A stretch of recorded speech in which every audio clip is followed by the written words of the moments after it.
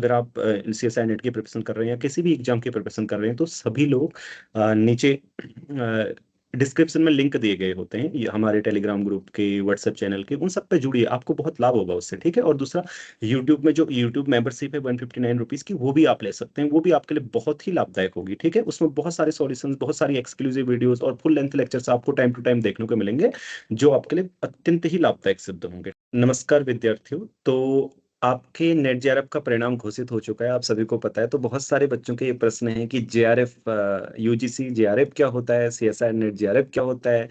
Rank से related भी बहुत सारे क्वेश्चन है। हो सकता है कि जो मैं आपको इस वीडियो में बताने वाला हूँ आपको पता ना हो, नेट रैंक और जेआरएफ रैंक में क्या अंतर है, कैसे रैंक एलोकेट होती है, तो इस सब के बारे में इसमें जानेंगे। ठीक है। चलिए, तो सबसे पहले मैं स्क्रीन प्रेजेंट कर सकता हूँ ताकि आपको समझा सकूं इसके बारे में। तो यूजीसी जेआरएफ और नेट जेआरएफ में बहुत बड़ा अंतर नहीं है, सिर्फ अंतर इस बात का है कि कौन सी बॉडी आपको स्कॉलरशिप देगी। ठीक है।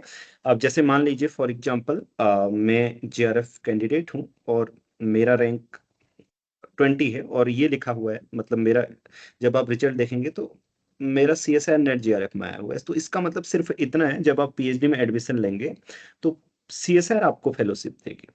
ठीक है। आप नेट जेआरएफ हैं, आप चिंता मत करिएगा। तो इससे ये मत सोचिएगा कि यूजीसी जेआरएफ और सीएसआर नेट जेआरएफ में कोई बहुत अंतर होगा। नेट जेआरएफ का मतलब सिर्फ इतना होता है कि आपने नेट क्वालिफाई किया है और आपको जेआरएफ मतलब कौन सी बॉडी आपको स्कॉलरशिप देगी। ठीक है। जब आप पीएचडी में एडमिशन लेंगे तो आपको सीएसआर फेलोशिप देगी, अगर आपने सीएसआर नेट जेआरएफ लिखा हुआ है। दूसरी तरफ, यदि आप यूजीसी नेट जेआरएफ वाले सेक्शन में आपका आया हुआ है पीडीएफ में, रिजल्ट में, तो उसका मतलब ये है जब आप पीएचडी में एडमिशन लेंगे तो आपको कौन सी बॉडी स्कॉलरशिप देगी, यूजीसी आपको स्कॉलरशिप देगी। आपकी स्कॉलरशिप जो आएगी यूजीसी से आएगी। बस इतना ही अंतर है सीएसआई नेट जेआरएफ में और यूजीसी नेट जेआरएफ में, और कोई अंतर नहीं है। तो आप ये मत सोचिएगा कि कई बार बच्चे ऐसे भी सोच लेते हैं कि सीएसआई नेट का एग्जाम दिया था, हम तो बन गए यूजीसी नेट जेआरएफ, कहीं कुछ गड़बड़ तो नहीं होगी। कोई गड़बड़ मामला नहीं है। ठीक है। आप नेट जेआरएफ लिए, बस इतना अंतर है क्योंकि आपके एग्जाम का नाम क्या है, joint CSI UGC NET test है ना, सीएसआई नेट थोड़ी है। ज्वाइंट का मतलब दोनों मिलकर आपका करा रही है, और बस इससे सिर्फ फर्क इतना पड़ेगा कि कौन स्कॉलरशिप देगी, ये इसकी बात होगी। अब जैसे आप में से बहुत सारे लोगों को, जैसे मान लीजिए आपके पास नेट रैंक 1 है, ओके, एंड जेआरएफ रैंक 10 है। चलो, जनरल कैटेगरी है सब, ठीक है। और कैटेगरी के बारे में भी बताता हूँ। तो आपको शायद लग सकता है कि नेट रैंक 1 इज मतलब बड़ा है, राइट, जेआरएफ 10 कम है, लेकिन आपको पता होना चाहिए कि ये छोटा है। ठीक है। रैंक कैसे एलोकेट होती है मैं आपको बता देता हूँ। मान लीजिए कि 20 स्टूडेंट ने एग्जाम दिया है और 10 स्टूडेंट जेआरएफ के लिए क्वालिफाई हुए, और 5 स्टूडेंट नेट के लिए क्वालिफाई हुए। ठीक है। तो ऐसे है कि सब फिर रैंक क्या जाएगी, 1 2 3 4 5 जेआरएफ रैंक जाएगी। ओके। जो जेआरएफ क्वालिफाई हुआ है उसके बाद ऐसा नहीं है कि 6 रैंक आएगी नेट की, नहीं। नेट की रैंक अलग होती है, तो नेट की रैंक फिर 1 आएगी। तो जिस जो लास्ट है जेआरएफ में, मान कैटेगरी में एक ही रखना होगा, हाँ, आपको ये ध्यान रखेगा। जेआरएफ कैटेगरी मान लीजिए जनरल कैटेगरी है, तो जिसकी 5 रैंक है जेआरएफ में, ये 1 रैंक वाले के मार्क्स उससे भी कम होंगे। ठीक है। तो कई बार आपको नेट रैंक 3 आप सुनेंगे तो आपको लगेगा कि टॉपर है, राइट। या मान लो कि जब आप पहली बार देखते हैं तो ऐसा है नहीं, जेआरएफ भी नहीं हुआ है इसका मतलब, जेआरएफ नहीं हुआ है तो मतलब जेआरएफ से कम मार्क्स हैं। ठीक है। तो नेट में top rank is not, I mean something which is very high. Okay. तो जेआरएफ में टॉप रैंक मतलब एग्जाम में टॉप असल में। ठीक है।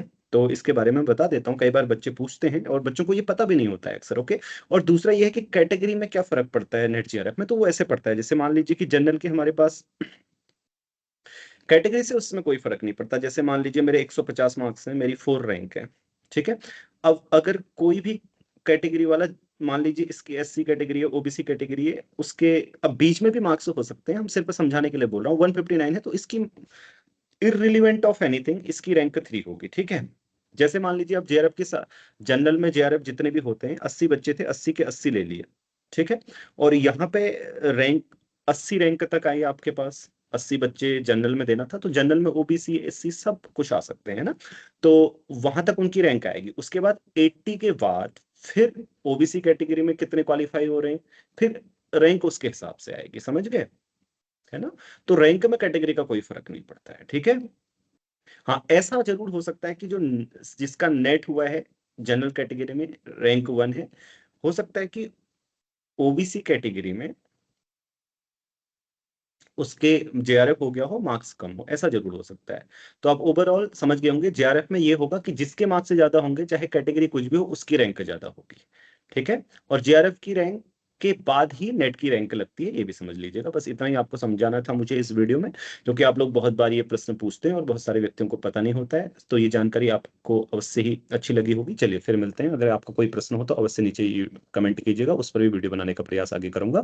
और अंत में एक बात और बताऊंगा कि सारे लोग, अगर आप सीएसआई नेट की प्रिपरेशन कर रहे हैं या किसी भी एग्जाम की प्रिपरेशन कर रहे हैं, तो सभी लोग नीचे डिस्क्रिप्शन में लिंक दिए गए होते हैं, ये हमारे टेलीग्राम ग्रुप के, व्हाट्सएप चैनल के, उन सब पे जुड़िए, आपको बहुत लाभ होगा उससे। ठीक है। और दूसरा, यूट्यूब में जो यूट्यूब मेंबरशिप है 159 रुपीज की, वो भी आप ले सकते हैं, वो भी आपके लिए बहुत ही लाभदायक होगी। ठीक है। उसमें बहुत सारे सॉल्यूशंस, बहुत सारी एक्सक्लूसिव वीडियोस और फुल लेंथ लेक्चर्स आपको टाइम टू टाइम देखने को मिलेंगे, जो आपके लिए अत्यंत ही लाभदायक सिद्ध होंगे। ठीक है। चलिए इस वीडियो में इतना ही, फिर मिलते हैं आपसे। नमस्कार।